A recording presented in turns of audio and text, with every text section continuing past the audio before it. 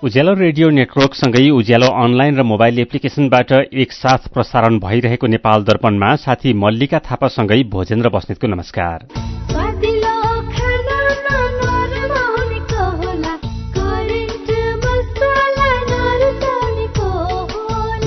नेपाल दर्पणको साथमा करेन्ट मसला र करेन्ट चिया, स्वादको झट्का।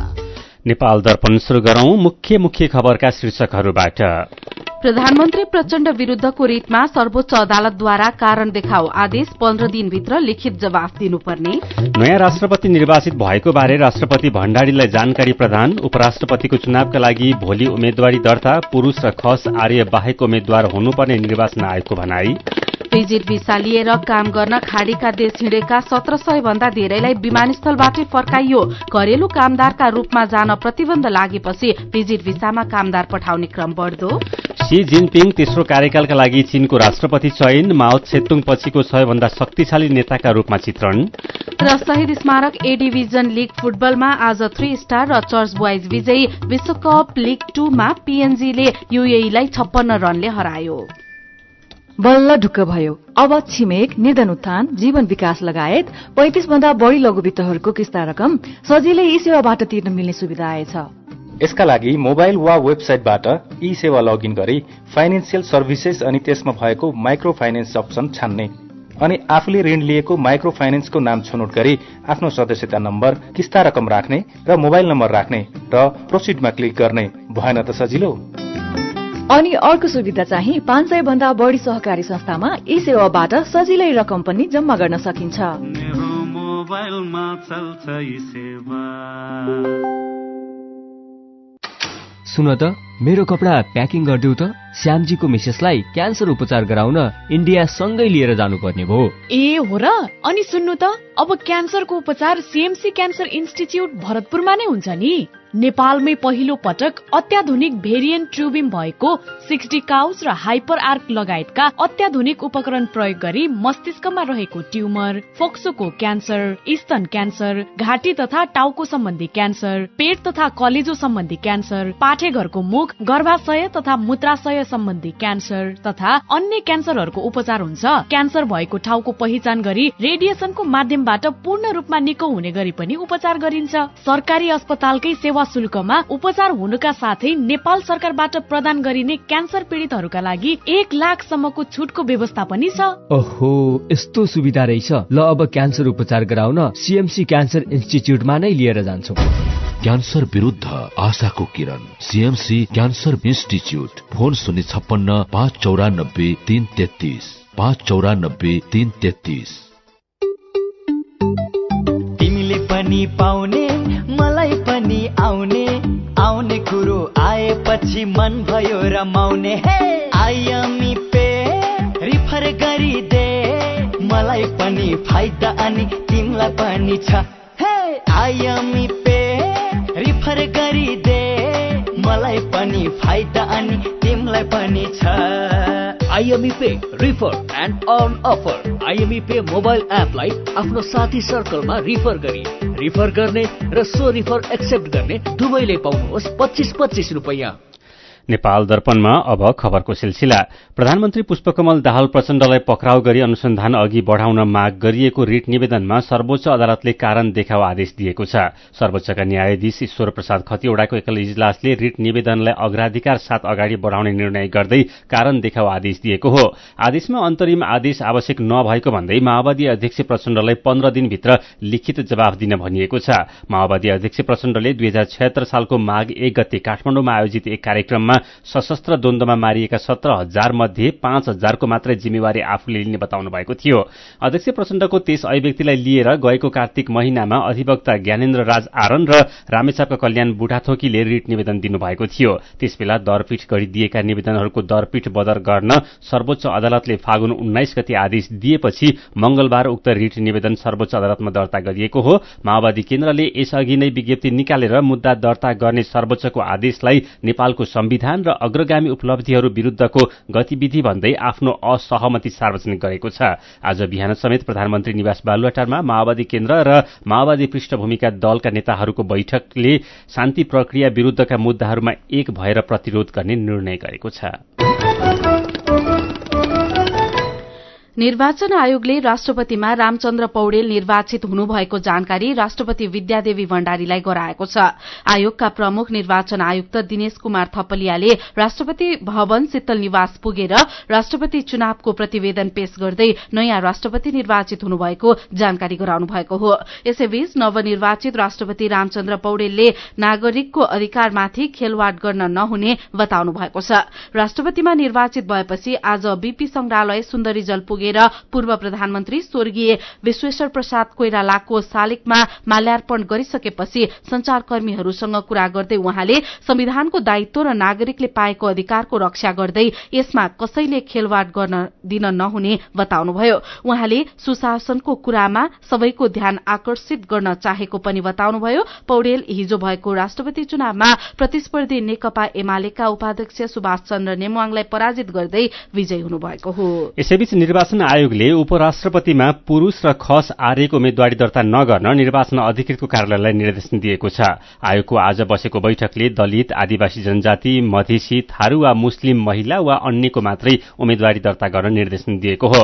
राष्ट्रपतिमा खस आर्य समुदायका रामचन्द्र पौडेल निर्वाचित भइसकेपछि फरक लिङ्ग र समुदायको उम्मेद्वार बनाउने निर्देशन दिएको आयोगले जनाएको छ।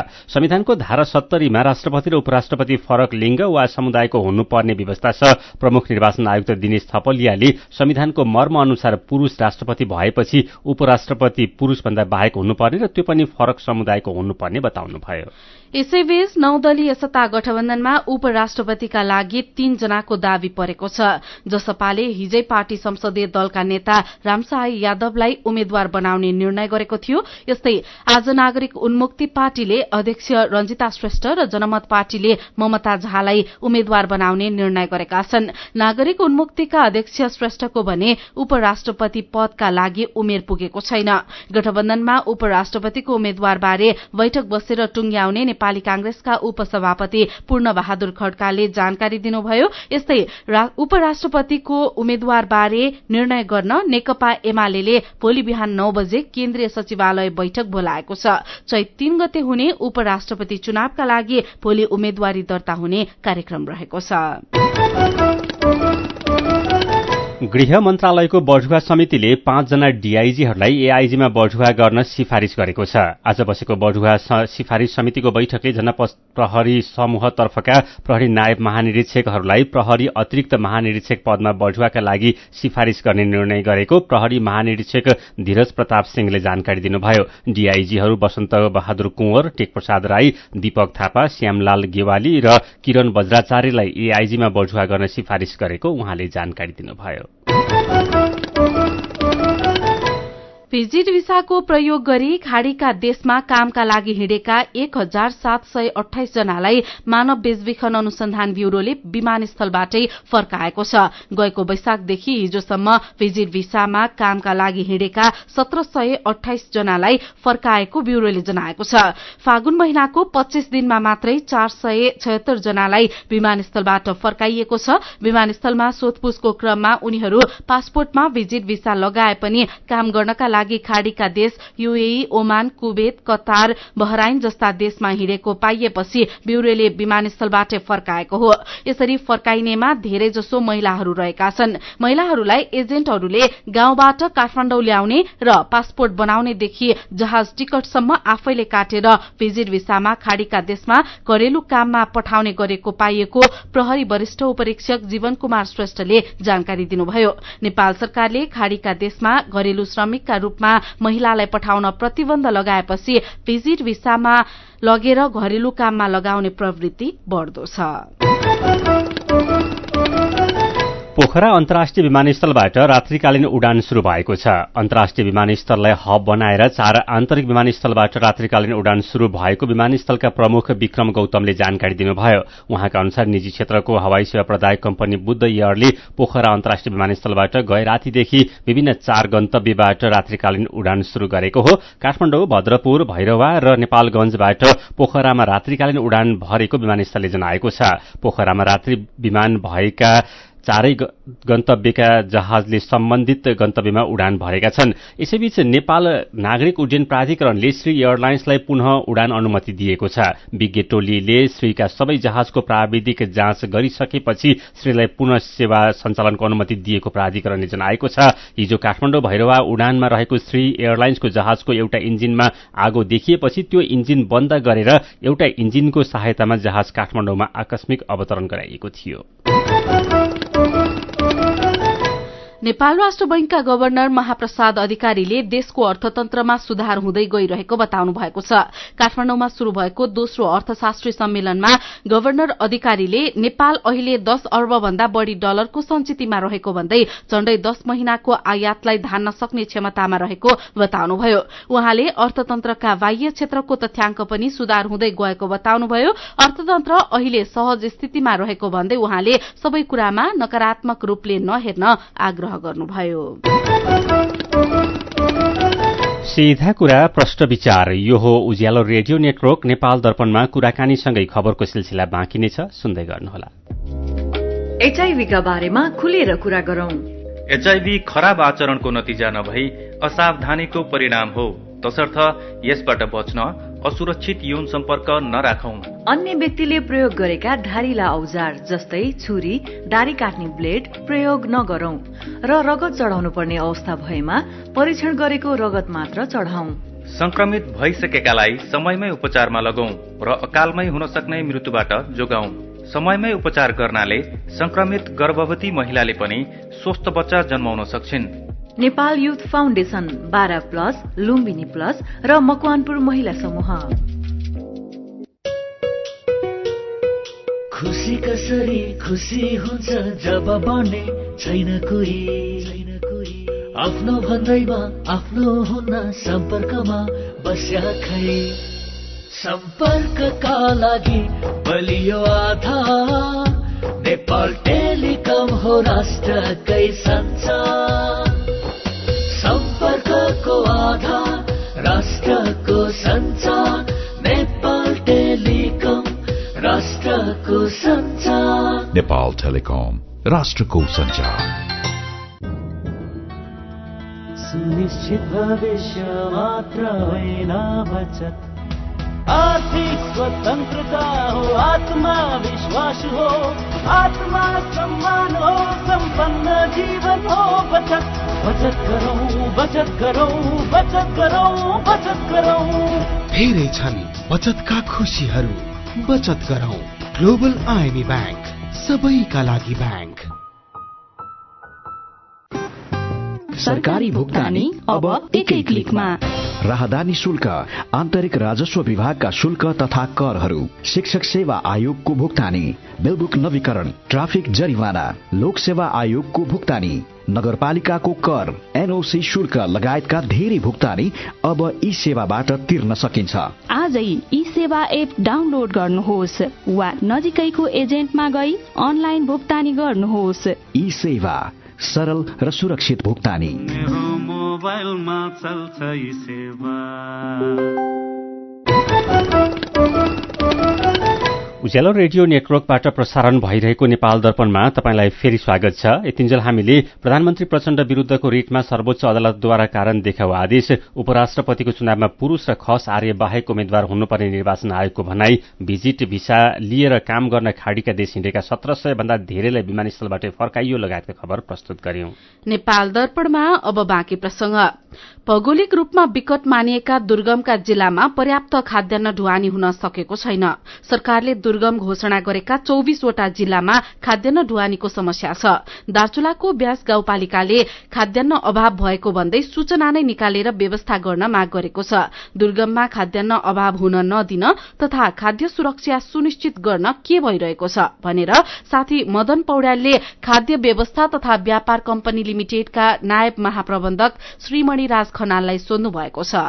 ढुवानी सेक्टर 196 वटा हामीहरूले आपूर्ति श्रृंखलालाई जोड्ने नेपालभरिका त्यसमध्ये अब 166वटा स्थानका चाहिँ ढुवानी व्यवस्थाहरू भएर त्यहाँ ढुवानीका साधनहरूबाट त्यहाँ पर्याप्त मात्रामा खाद्यान्नहरू मौजदात पनि छन् र अब 30वटा सेक्टरको यो तेस्रो पटक हो यो सूचना हामीहरूले सार्वजनिक खरिद ऐन अन्तर्गत चाहिँ हामीहरूले 35 दिने सूचना निकालेर ढुवानीको प्रबन्ध गर्नुपर्ने हुन्छ र कतिपय ठाउँहरूमा चाहिँ बोलपत्रहरू नपर्ने र अब बोलपत्र परे पनि अत्यधिक मात्रामा चाहिँ पर्ने हुनाले अब 30वटा चाहिँ बाँकी नै छ।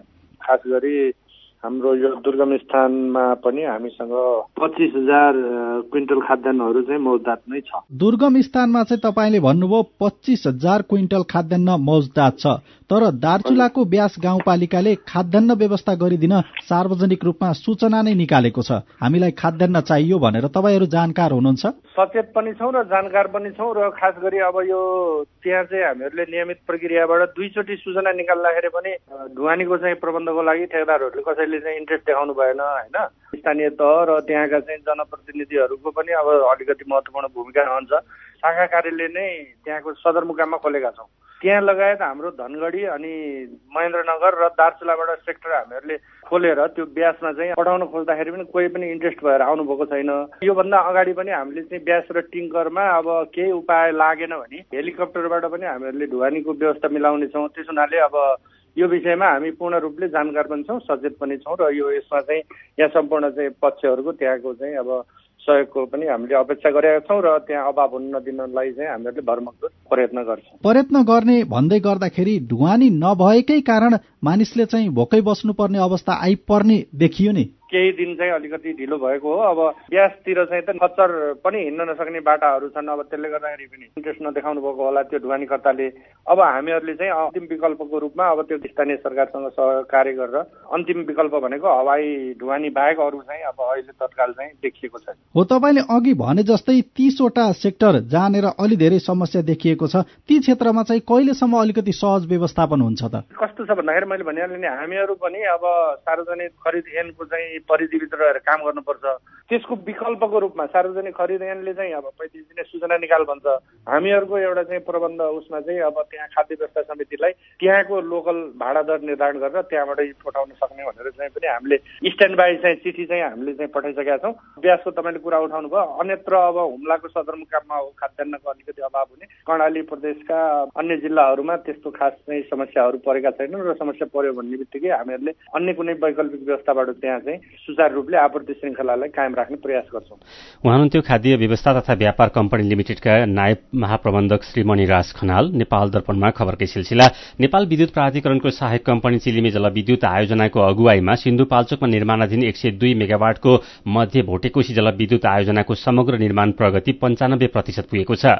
अन्तिम चरणमा काम भइरहेको आयोजनाको निर्माण आउँदो असारभित्र सक्ने लक्ष्य छ। आयोजनाको बाँध, बालुवा थिग्राउने पोखरी लगायतका मुख्य संरचनाको निर्माण सकिएको छ। 7 किलोमिटर 200 मिटर मुख्य सुरुङ खन्ने काम सकेर कंक्रिट लाइनिङको काम भइरहेको नेपाल विद्युत प्राधिकरणले जनाएको छ। विद्युत गृहबाट 12 विशेष सब स्टेशनसम्मको झण्डै 4 किलोमिटर लामो 220 केभी प्रसारण लाइनका टावरहरू निर्माण सम्पन्न भएको छ। तार तान्न बाँकी रहेको छ।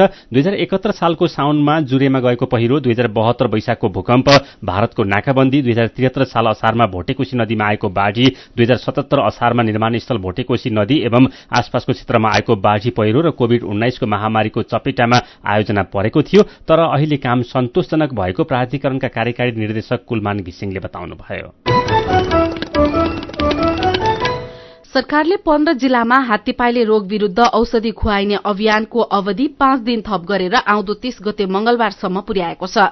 गएको 11 गतेदेखि झापा, मोरङ, धनुषा, महोत्तरी, रौतहट, सर्लाही, बारा, रसुवा, लमजुङ, पर्वत, बागलुङ, कपिलवस्तु, बाँके, दाङ र कैलालीमा हात्तीपाइले रोग विरूद्धको औषधि खुवाउने अभियान चलिरहेको हो। औषधिले शरीरमा हात्तीपाइलेको परजीवी भए नष्ट गर्नुका साथै हात्तीपाइले हुनबाट जोगाउने एपिडेमियोलोजी तथा रोग नियन्त्रण महाशाखा निर्देशक डाक्टर चुमनलाल दासले बताउनुभयो। औषधि खाएपछि केही व्यक्तिलाई ज्वरो आउने, रिंगटा लाग्ने, वाकवाकी लाग्ने जस्ता सामान्य स्वास्थ्य समस्या देखिए पनि डराउनु नपर्ने भन्दै ढुक्क भएर औषधि खान डाक्टरले सुझाव दिएका छन्। यसैबीच कञ्चनपुरको शुक्लाफाँटा राष्ट्रिय निकुञ्जको बदिलमा अफ्रिकन स्वाइन फिभरको संक्रमण देखिएको छ। शुक्लाफाँटा राष्ट्रिय निकुञ्जका प्रमुख संरक्षण अधिकृत किशोर मेहताले निकुञ्जको बदिलमा अफ्रिकन स्वाइन फिभरको संक्रमण पुष्टि भएको जानकारी दिनुभयो। निकुञ्जभित्र संक्रमण देखिएपछि अरू जनावरमा समेत संक्रमणको जोखिम बढेको छ। गएको माघमा कञ्चनपुरमा बंगुर फार्ममा पहिलो पटक अफ्रिकन स्वाइन फिभरको संक्रमण देखिएको थियो। अफ्रिकन स्वाइन फिभर रोगको उपचार नभएकोले यो रोग लागेपछि पशुमा ठूलो नोक्सानी पुग्न सक्ने भेटेरिनरी अस्पताल तथा पशु सेवा विज्ञ केन्द्र कञ्चनपुरका वरिष्ठ पशु चिकित्सक पानसिंह ठगुन्नाले बताउनुभयो। नेपाल दर्पणमा मेरो पनि भन्नु छ सँगै खबरको सिलसिला बाँकी नै छ, सुन्दै गर्नुहोला। आधुनिक र प्राकृतिक चिकित्सा पद्धतिको वैज्ञानिक सम्मिश्रण स्थल डनी हिलिङ क्लिनिक। यहाँ विशेषज्ञहरूद्वारा नसा, हाड जोड्नी, मांसपेशीका दुखाइ र अन्य समस्याको उचित परीक्षणद्वारा रोगको पहिचान, उपचार र परामर्श प्रदान गरिन्छ। Physiotherapy, acupuncture, Ayurveda, medical massage तथा विशेषज्ञहरूको सल्लाह अनुसार न्यूनतम प्रतिकूल प्रभाव हुने गरी उचित उपचार गरिन्छ। स्वस्थ जीवनशैली तथा निरोधात्मक परामर्शको लागि आउनुहोस्। हाम्रो सिद्धान्त निको प्रकृतिले पार्छ, हामी सहयोग गर्छौं। डनी हिलिङ क्लिनिक, एकान्त कुना road, Jawalakhel. Phone number 5521 885, 98 018 16 380। Website denihealing.com। सुरक्षित र समृद्ध होस् जिन्दगीको सेरोफेरो। भोलिको लागि सोच्नु पर्ने कर्तव्य हो तिम्रो मेरो। ढुक्क हुन भोलिलाई बिमा गरौँ है, नेशनल लाइफ इन्सुरेन्समा बिमा गरौँ है। विगत 35 वर्षदेखि सञ्चालनरत नेपालकै पहिलो अग्रणी जीवन बीमा company National Life Insurance company, Lazimpat, Kathmandu. तातोले झन्डै जिब्रो चाहियो। मलाई 1 लाख रुपैयाँ दिनु न। पहिला मलाई हँसाएर देखाऊ। मैले तपाईलाई हँसा भने तपाईले मलाई 1 लाख रुपैयाँ दिनुहुन्छ? मैले दिने होइन नि त, जस्मिन पेन्ट्सले दिन्छ। जस्मिन कुल कमेडी फुल।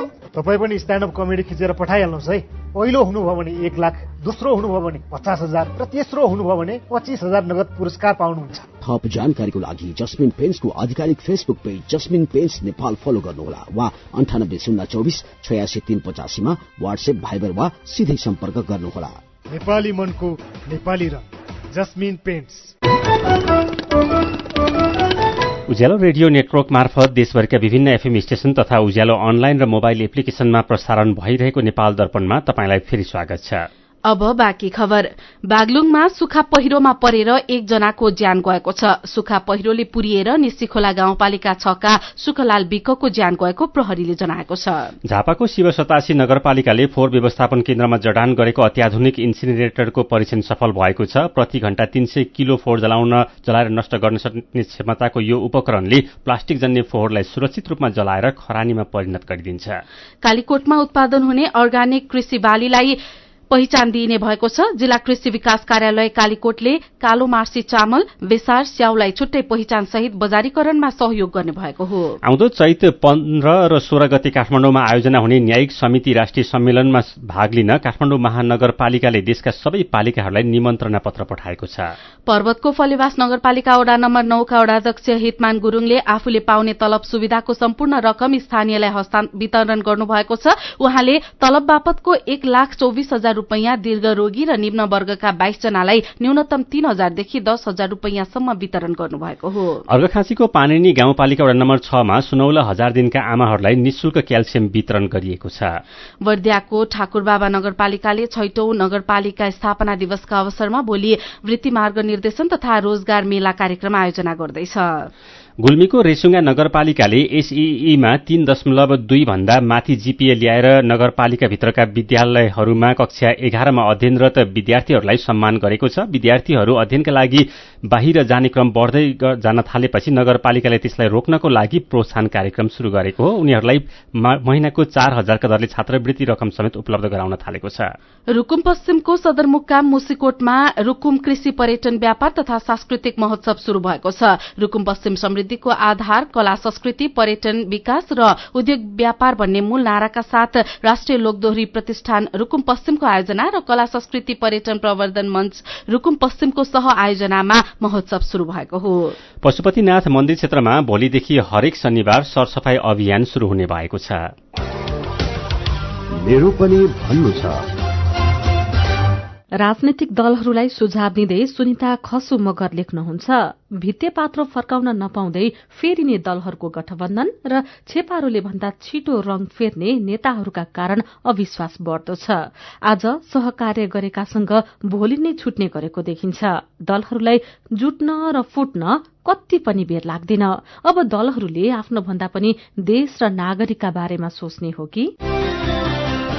दीपक प्रसाद चौलागाईको प्रतिक्रिया छ, प्राचीन सभ्यता र पहिचान हराउँदै गएको छ। पुर्खाको बलिदान, सार्वभौमिकता र अखण्डता खलबलिएको छ। आन्तरिक अर्थतन्त्र ध्वस्त छ। परनिर्भरताले पराकाष्ठ नागेको छ। बाहिरी र आन्तरिक शक्तिको खेलमा राजनैतिक अस्थिरता निरन्तर बढ्दो छ। नयाँ व्यवस्था र नयाँ नेतृत्व अनुहार परिवर्तन मात्रै भएर के गर्नु? देश र नागरिकको भविष्य अन्यलमा छ। गाउँघर रित्तिँदै शहर बजार भरिँदै शीर्षकको खबरमा श्याम रेग्मीले लेख्नु भएको छ, गाउँमा रोजगारी तथा विकास र पूर्वाधारका दीर्घकालीन योजना छैन। रहरले होइन, बाध्यताले शहर पस्नु परेको छ, जुन चिन्ताको विषय हो। गणेश कुँवर व्यङ्ग्य गर्दै लेख्नुहुन्छ, धेरै जसो गाउँ रित्तै भइसकेका छन्। कसैलाई पनि गाउँको माया र मोह नै छैन। गाउँघरको माया गर्ने भनेको त नेताहरूले मात्रै हो। शहर बजार जुनसुकै ठाउँमा बसे पनि चुनावको बेला सबैलाई गाउँघर नै चाहिन्छ। 6 वर्षमा एक दिन त उनीहरू गाउँ फर्किएकै हुन्छन्।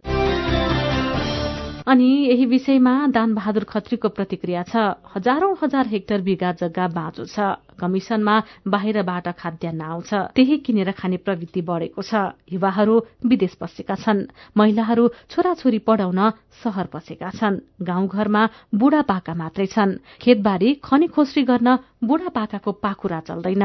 नेपालमा गर्न सके सबै थोक छ, तैपनि केही हुन सकेको छैन। विचारका लागि तपाईलाई धन्यवाद। मेरो पनि भन्नु छ। मेरो पनि भन्नु छ प्रस्तुत गर्दै हुनुहुन्थ्यो साथी दिपा तिमल सिन्हा। नेपाल दर्पणमा अब विदेशको खबर। शी जिनपिङले चीनको राष्ट्रपतिका रूपमा ऐतिहासिक तेस्रो कार्यकाल शुरू गर्नुभएको छ। उहाँ 14औं राष्ट्रिय जनकंग्रेसको अधिवेशनबाट सर्वसम्मतिले राष्ट्रपतिमा चयन हुनुभएको हो। ग्रेट हल अफ द पिपलमा उपस्थित नेशनल पिपुल्स कंग्रेस एनपीसी का झण्डै 3000 सदस्यले 69 वर्षका शीलाई सर्वसम्मत रूपमा राष्ट्रपतिमा चयन गरेको चीनिया समाचार संस्था सिन्हुवाले जनाएको छ। उहाँले संविधानप्रति प्रतिबद्ध रहने बताउनु भएको छ। यो सँगै उहाँलाई माओ त्से-तुङ पछिको सबैभन्दा शक्तिशाली नेताका रूपमा चित्रण गरिएको छ। यसअघि नै संसदले राष्ट्रपतिको 2 कार्यकालको सीमा संविधानबाट हटाउने निर्णय गरेको थियो। उहाँ देशको केन्द्रीय सैन्य आयोगको अध्यक्षमा पनि तेस्रो कार्यकालका लागि सर्वसम्मत हुनुभयो। राष्ट्रपति बन्नका लागि कार्यकालको कुनै सीमा नराखिएकाले शी कहिलेसम्म चीनको राष्ट्रपति बन्नुहुन्छ भन्ने विषय उहाँमै निर्भर रहने भएको छ। चाओ लेजी संसदका नयाँ सभामुख र हान जेङ उपराष्ट्रपतिमा निर्वाचित हुनुभएको छ। राष्ट्रपति शीले सोमबार संसदमा सम्बोधन गर्ने कार्यक्रम रहेको छ। कोरोना महामारीपछि आर्थिक संकट झेलिरहेका बेला राष्ट्रपति शीको सम्बोधनलाई अर्थपूर्ण रूपमा हेरिएको छ।